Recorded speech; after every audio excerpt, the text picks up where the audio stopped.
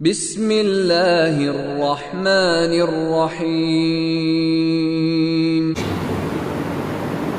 الله أكبر.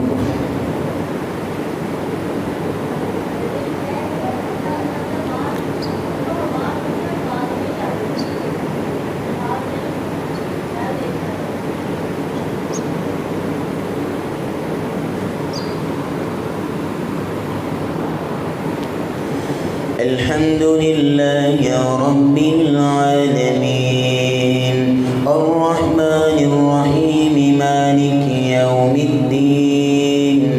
إياك نعبد وإياك نستعين اهدنا الصراط المستقيم صراط الذين أنعمت عليهم غير المغضوب عليهم ولا الضالين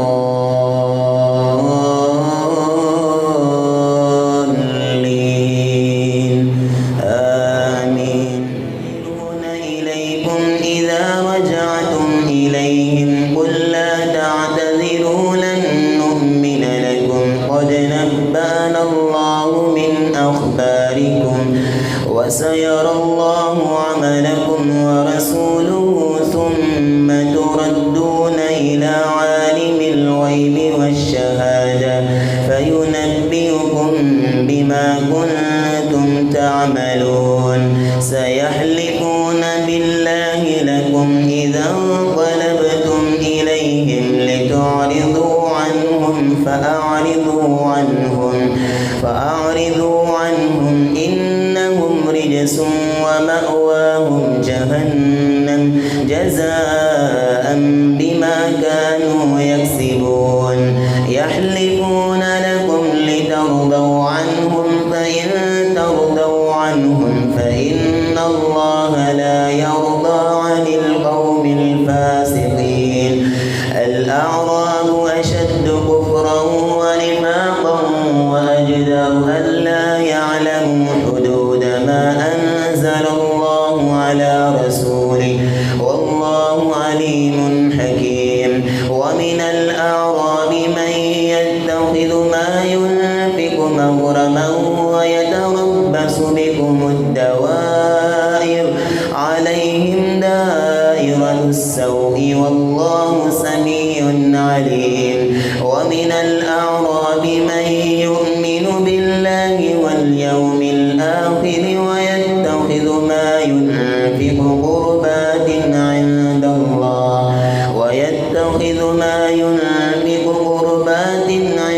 الله وصلوات الرسول ألا إنها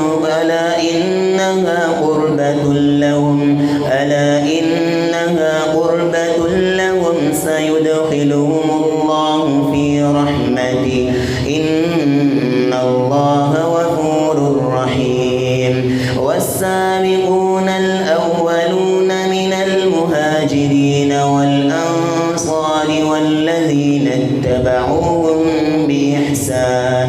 رضي الله عنهم ورضوا عنه وأعد لهم جنات تجري من تحتها الأنهار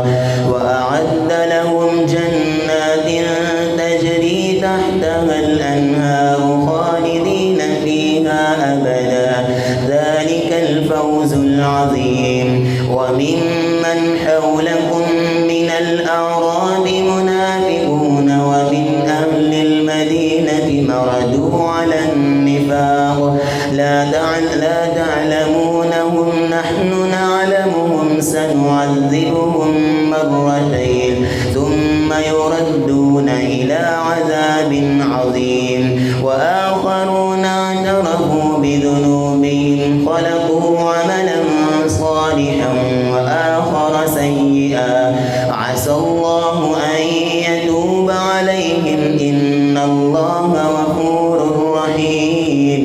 خذ من أموالهم صدقة تطهرهم وتزكيهم بها وصل عليهم إن صلاتك سكن لهم والله سميع عليم. ألم يعلموا أن الله هو يقبل التوبة عن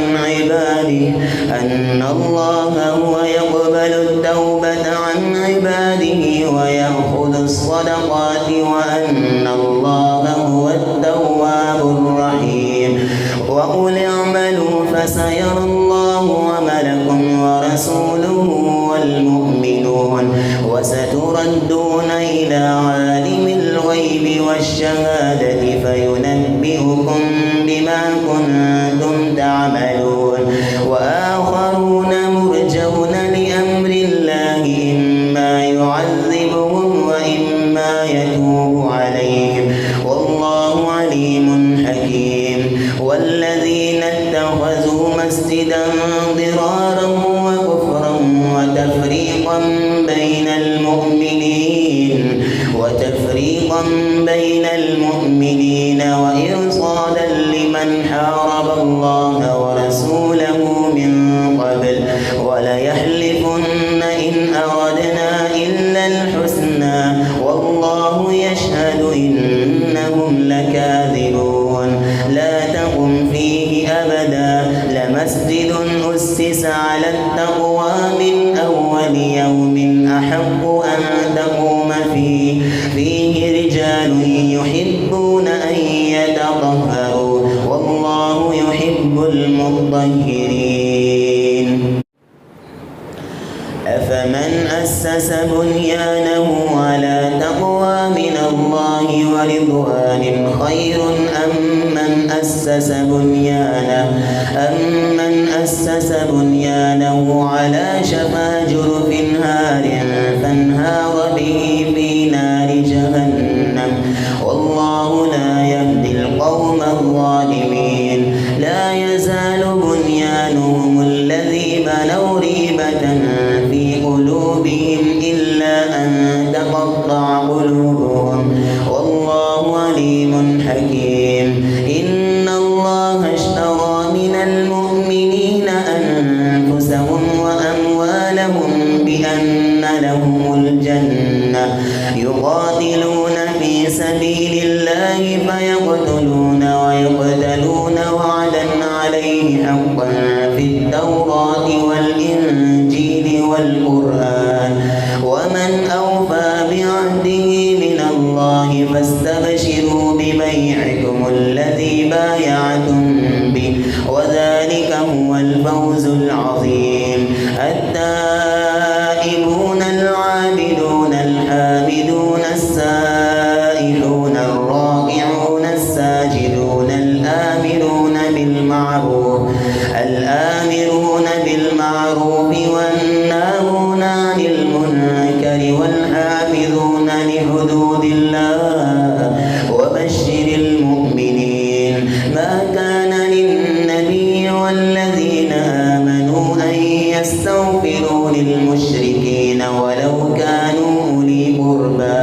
من بعد ما تبين لهم أنهم أصحاب الجحيم. وما كان استغفار إبراهيم لأبيه إلا عن موعدة وعدها إياه فلما تبين له أنه عدو لله تبرأ منه إن إبراهيم لأواه حليم. وما كان الله ليضل قوما بعد إذ هداهم حتى يبين لهم ما يتقون إن الله بكل شيء عليم. إن الله له ملك السماوات والأرض يحيي ويميت وما لكم من دون الله من ولي ولا نصير. لقد تاب الله على النبي والمهاجرين والأنصار الذين اتبعوه في ساعة العسرة من بعد ما كاد يزيغ قلوب فريق منهم ثم تاب عليهم إنه بهم رءوف رحيم. وعلى الثلاثة الذين خلفوا حتى إذا ضاقت عليهم الأرض بما رحبت وضاقت عليهم أنفسهم وظنوا أن لا لا ملجأ من الله إلا إليه ثم تاب عليهم ليتوبوا إن الله هو التواب الرحيم. يا أيها الذين آمنوا اتقوا الله وكونوا مع الصادقين. ما كان لأهل المدينة ومن حولهم من الأعراب أن يتخلفوا عن رسول الله ولا يرغبوا بأنفسهم عن نفسه ذلك بأنهم لا يصيبهم ظمأ ولا نصب ولا مخمصة في سبيل الله ولا يطؤون موطئا يغيظ الكفار ولا ينالون من عدو نيلا إلا كتب لهم به عمل صالح إن الله لا يضيع أجر المحسنين. ولا ينفقون نفقة صغيرة ولا كبيرة ولا يقطعون واديا إلا كتب لهم ليجزيهم الله أحسن ما كانوا يعملون. وما كان المؤمنون لينفروا كافة فلولا نفر من كل فرقة منهم طائفة ليتفقهوا في الدين ولينذروا قومهم إذا رجعوا إليهم لعلهم يحذرون. يا أيها الذين آمنوا قاتلوا الذين يلونكم من الكفار وليجدوا فيكم غلظة واعلموا أن الله مع المتقين. وإذا ما أنزلت سورة فمنهم من يقول أيكم زادته هذه إيمانا فأما الذين آمنوا فزادتهم إيمانا وهم يستبشرون وأما الذين في قلوبهم مرض فزادتهم رجسا إلى رجسهم وماتوا وهم كافرون. أولا يرون أنهم يفتنون في كل عام مرة أو مرتين ثم لا يتوبون ولا هم يذكرون. وإذا ما أنزلت سورة نظر بعضهم إلى بعض هل يراكم من أحد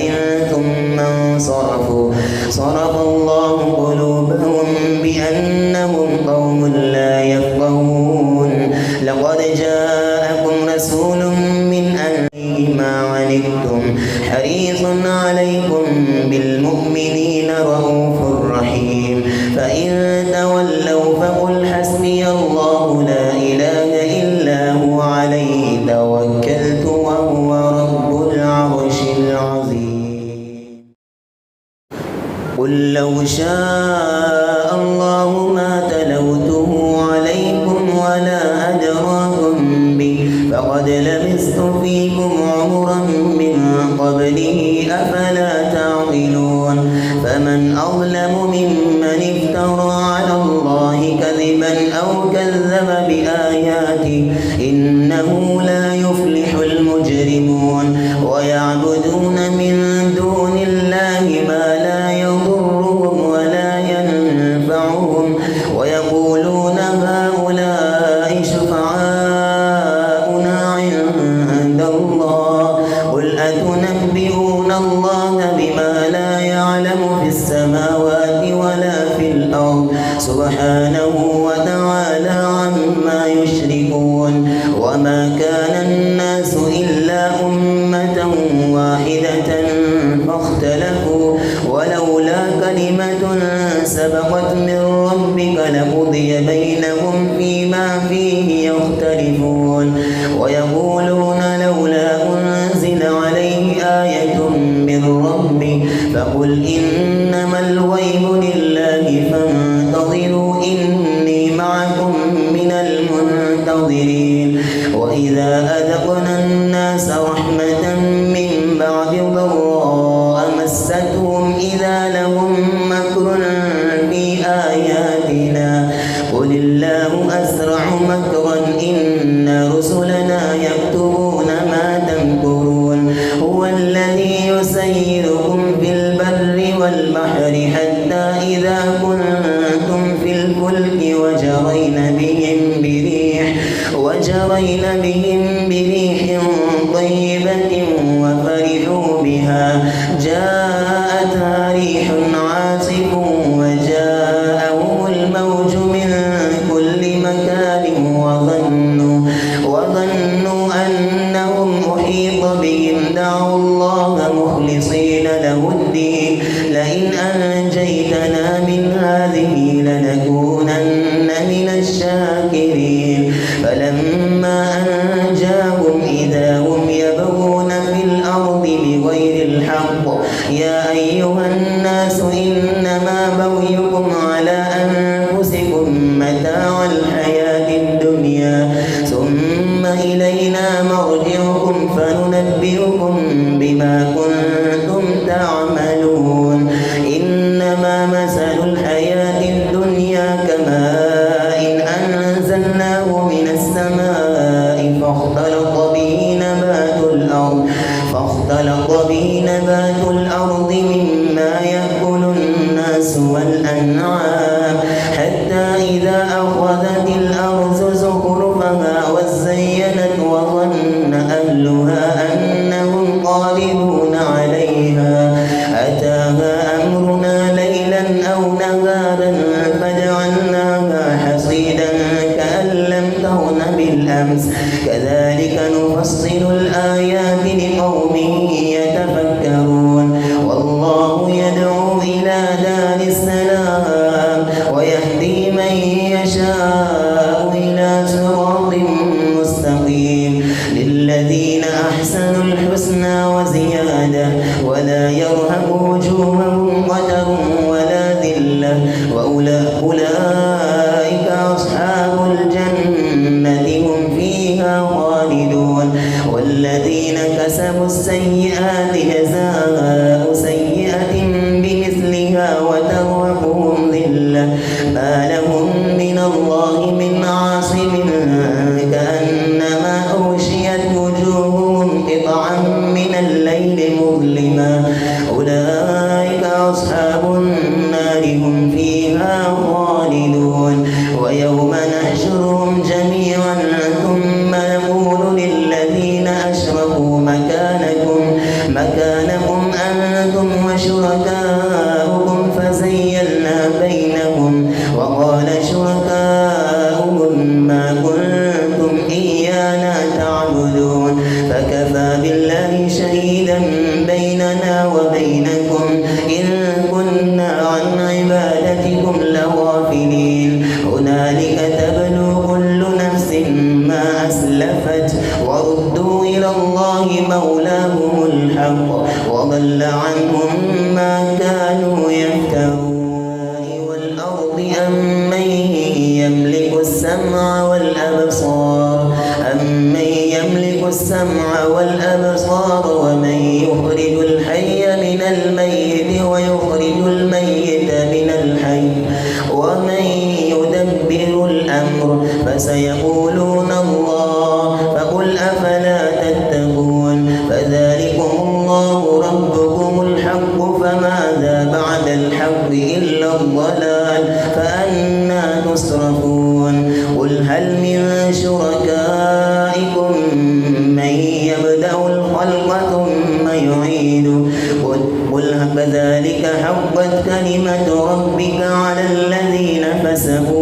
كذلك حقت كلمة ربك على الذين فسقوا أنهم لا يؤمنون قل هل من شركائكم من يبدأ الخلق ثم يعيده قل الله يبدأ الخلق ثم يعيده فأنى تؤفكون قل هل من شركائكم من يهدي إلى الحق قل الله يهدي للحق أفمن يهدي إلى الحق يحق أن يتبع أمن لا يهدي إلا أن يهدى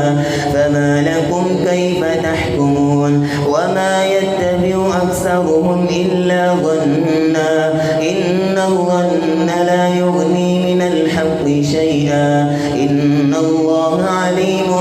بما يفعل يفعلون وما كان هذا القرآن أن يفترى من دون الله ولكن تصديق الذي بين يديه وتفصيل الكتاب لا ريب فيه من رب العالمين أم يقولون افتراه قل فأتوا بسورة مثله وادعوا من استطعتم من دون الله إن كنتم صادقين بل كذبوا بما لم يحيطوا بعلمه ولما يأتهم تأويله كذلك كذب الذين من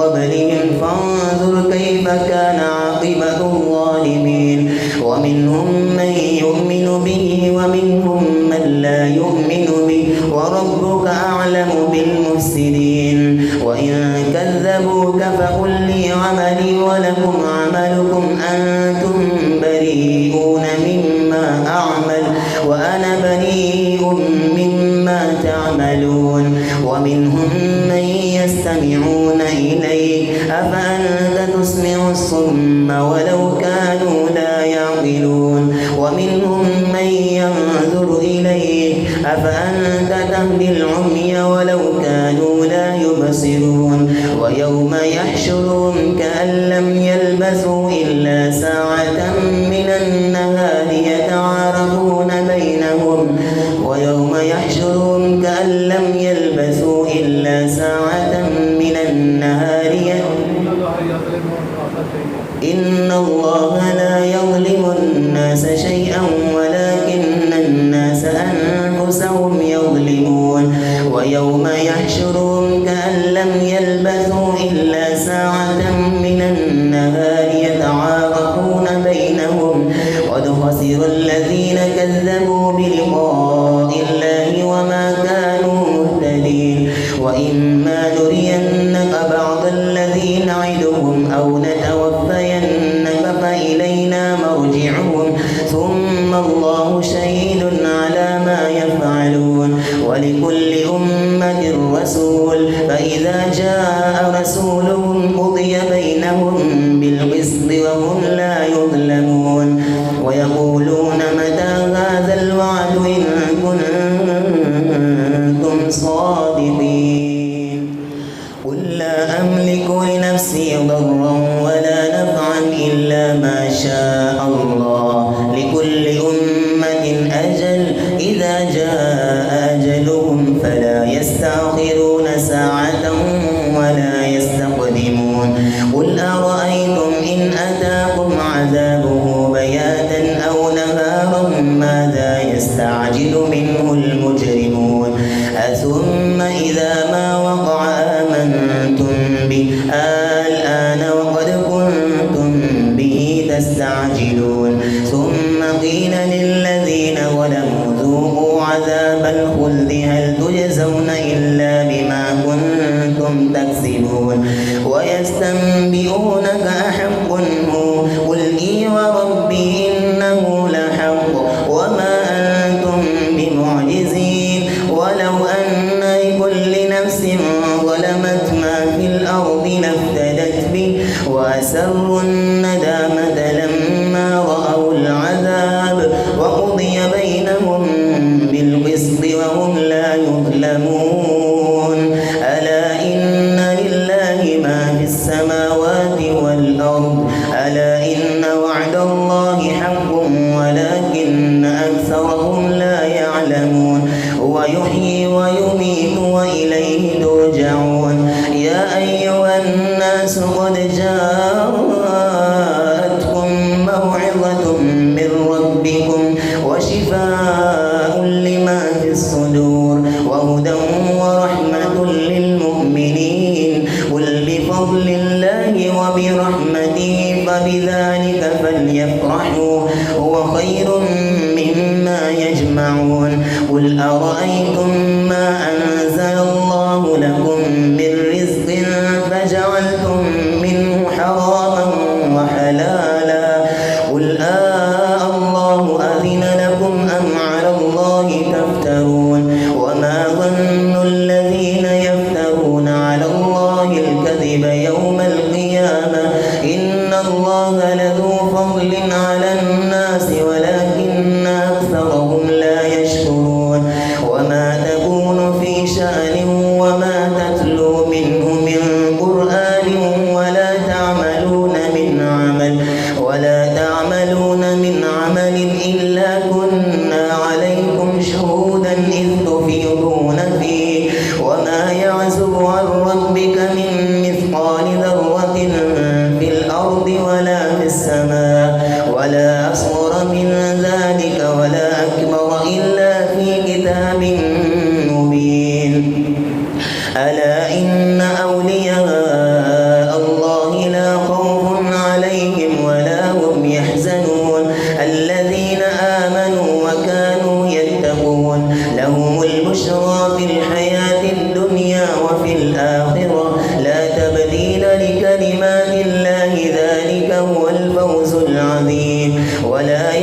يحزنك قولهم إن العزة لله جميعا هو السميع العليم ألا إن لله من في السماوات ومن في الأرض وما يتبع الذين يدعون من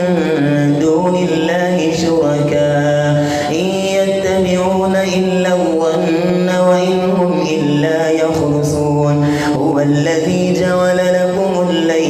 لتسكنوا فيه والنهار مبصرا إن في ذلك لآيات لقوم يسمعون قالوا اتخذ الله ولدا سبحانه هو الغني له ما في السماوات وما في الأرض إن عندكم من سلطان بهذا أتقولون على الله ما لا تعلمون قل إن الذين يفترون على الله الكذب لا يفلحون متاع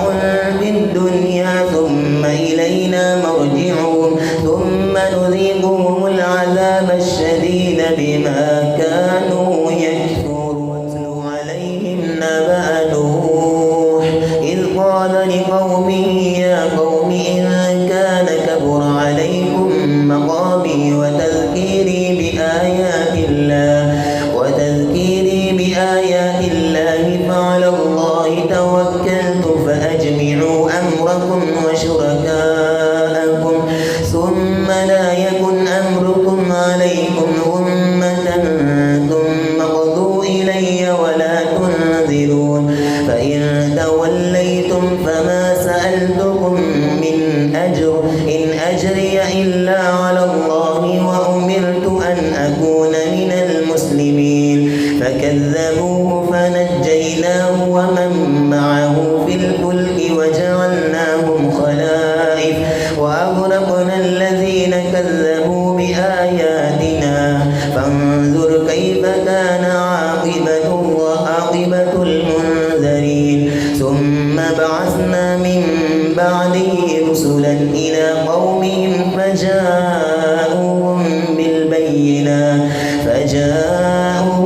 بالبينات فما كانوا ليؤمنوا بما كذبوا به من قبل كذلك نطبع على قلوب المعتدين ثم بعثنا من بعدهم موسى وهارون إلى فرعون وملئه بآياتنا فاستكبروا وكانوا قوما مجرمين فلما جاءهم الحق من عندنا قالوا إن هذا لسحر مبين قال موسى أتقولون للحق لما جاءكم أسحر هذا ولا يفلح الساحرون قالوا أجئتنا لتلفتنا عما وجدنا عليه آباءنا وتكون لكما الكبرياء في الأرض وما نحن لكما بمؤمنين وقال فرعون ائتوني بكل ساحر عليم فلما جاء السحرة قال لهم موسى ألقوا ما أنتم ملقون فلما ألقوا قال موسى ما جئتم به السحر إن الله سيبطل إن الله لا يصلح عمل المفسدين ويحق الله الحق بكلماته ولو كره المجرمون فما آمن لموسى إلا ذرية من قومه على خوف من فرعون وملئهم أن يفتنوا وإن فرعون لعال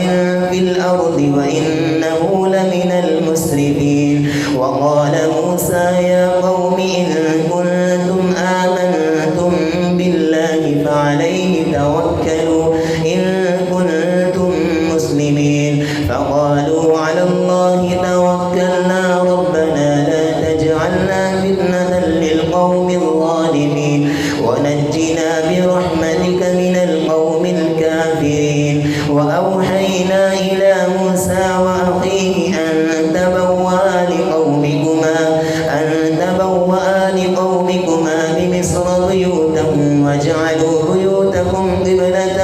وأقيموا الصلاة وبشر المؤمنين. وقال موسى ربنا إنك آتيت فرعون وملأه زينة وأموالا في الحياة الدنيا ربنا ليضلوا عن سبيلك ربنا اطمس على أموالهم واشدد على قلوبهم فلا يؤمنوا حتى يروا العذاب الأليم. قال قد أجيبت دعوتكما فاستقيما ولا تتبعان سبيل الذين لا يعلمون. وجاوزنا ببني إسرائيل البحر فأتبعهم فرعون وجنوده بغيا وعدوا حتى إذا أدركه الغرق قال آمنت أنه لا إله إلا الذي آمنت به بنو إسرائيل وأنا من المسلمين. الآن وقد عصيت قبل وكنت من المفسدين فاليوم ننجيك ببدنك لتكون لمن خلفك آية وإن كثيرا من الناس عن آياتنا لغافلون. ولقد بوأنا بني إسرائيل مبوأ صدق ورزقناهم من الطيبات فما اختلفوا حتى جاءهم العلم إن ربك يقضي بينهم فيما كانوا فيه يختلفون. إن ربك يقضي بينهم يوم القيامة فيما كانوا فيه يختلفون. فإن كنت في شك مما أنزلنا إليك فاسأل الذين يقرؤون الكتاب من قبلك لقد جاءك الحق من ربك فلا تكونن من الممترين ولا تكونن من الذين كذبوا بآيات الله فتكون من الخاسرين. إن الذين حقت عليهم كلمة ربك لا يؤمنون ولو جاءتهم كل آية حتى يروا العذاب الأليم. فلولا كانت قرية آمنت فنفعها إيمانها إلا قوم يونس لما آمنوا كشفنا عنهم عذاب الخزي في الحياة الدنيا ومتعناهم إلى حين. ولو شاء ربك لآمن من في الأرض كلهم جميعا أفأنت تكره الناس حتى يكونوا مؤمنين. وما كان لنفس أن تؤمن إلا بإذن الله ويجعل الرجس على الذين لا يعقلون. قل انظروا ماذا في السماوات والأرض وما تغني الآيات والنذر عن قوم لا يؤمنون. فهل ينتظرون إلا مثل أيام الذين خلوا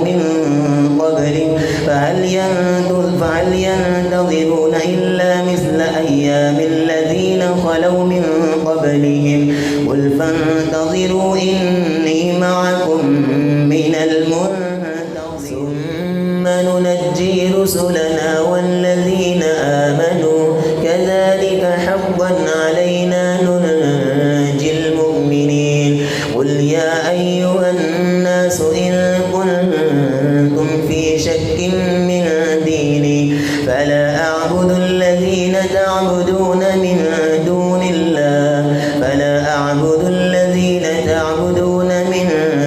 الله ولكن أعبد الله الذي يتوفاكم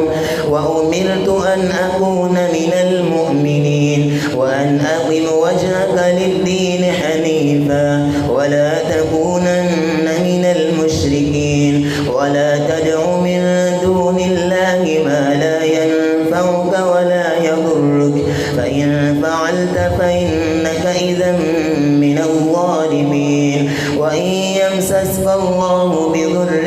فلا كاشف له إلا هو وإن يردك بخير فلا راد يصيب به من يشاء وهو الغفور الرحيم يصيب به من يشاء من عباده وهو الغفور الرحيم قل يا أيها الناس قد جاءكم الحق من ربكم فمن اهتدى فإنما يهتدي لنفسه ومن ضل فإنما يضل عليكم بوكيل واتبع ما يوحى إليك واصبر حتى يحكم الله وهو خير